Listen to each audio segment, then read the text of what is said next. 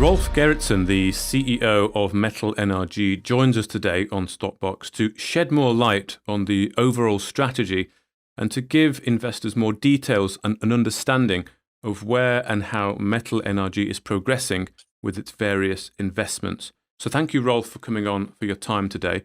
I wonder if we can start with MNRG, the big picture. What's the overall strategy here?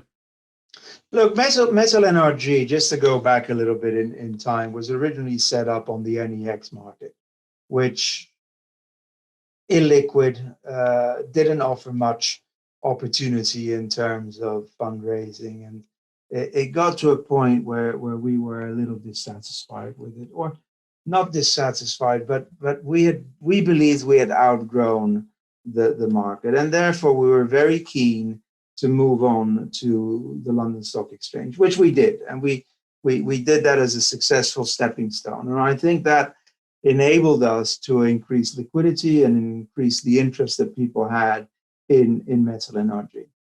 One of the key aspects that we looked at was the investing philosophy and policy that we applied, and the previous incumbent to myself made sure that that was changed and addressed.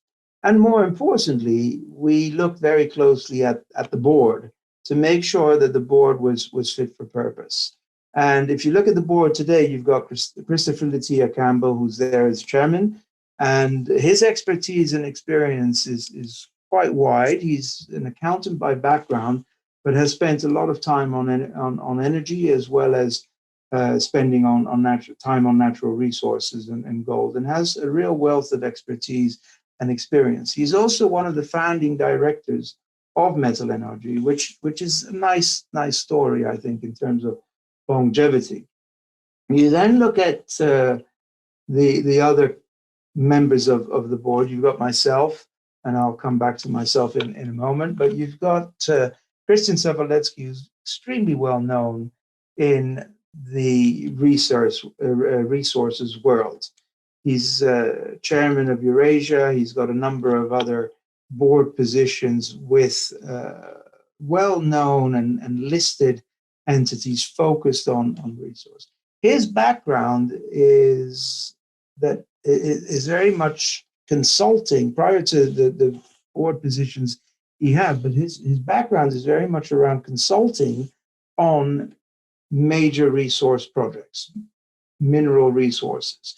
And his expertise and his value add on anything that we look at in terms of natural resources, especially on the gold, uranium, and others, copper, etc., is invaluable. So he's a very important piece to the puzzle.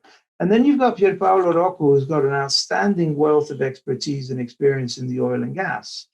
And the other thing that brings this all together is we're all rather entrepreneurial, and we're really keen to grow the business.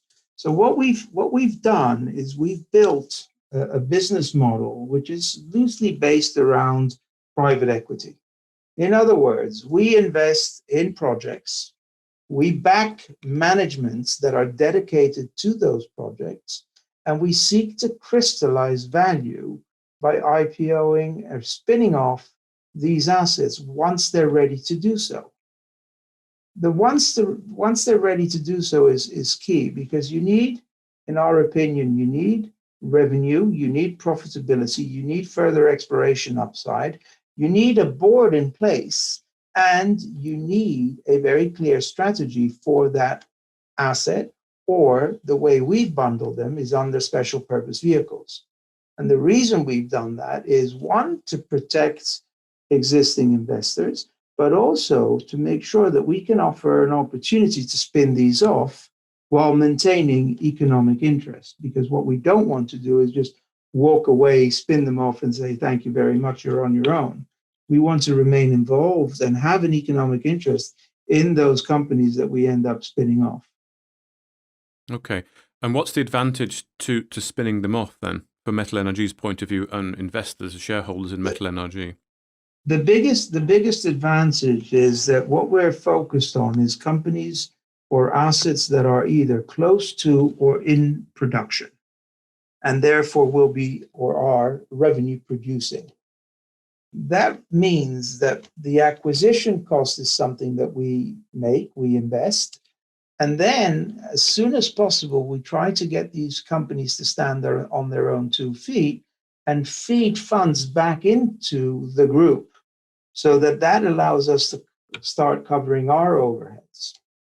More importantly, once we spin them off and we actually create and crystallize value, it will be Metal NRG that will be in a position to recycle some of those funds into new projects. And therefore, the benefit down the line to existing investors is that we don't have to go back to market to raise additional funds to dilute them.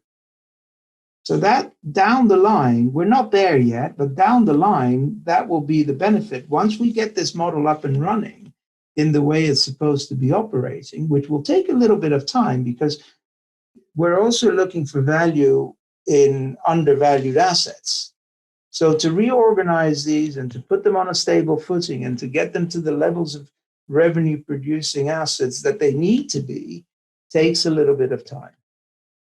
But once we're there, we will be in a position to recycle money and reinvest in additional and new projects that will create further opportunities for spin-offs.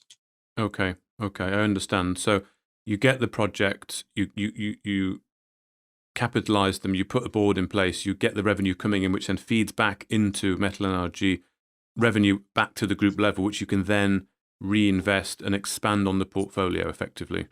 Correct. Okay. Correct. So let's have a look. Now, sorry, Mark. That's going to take a little bit of time because we're working towards getting there. We're not there yet. Mm-hmm.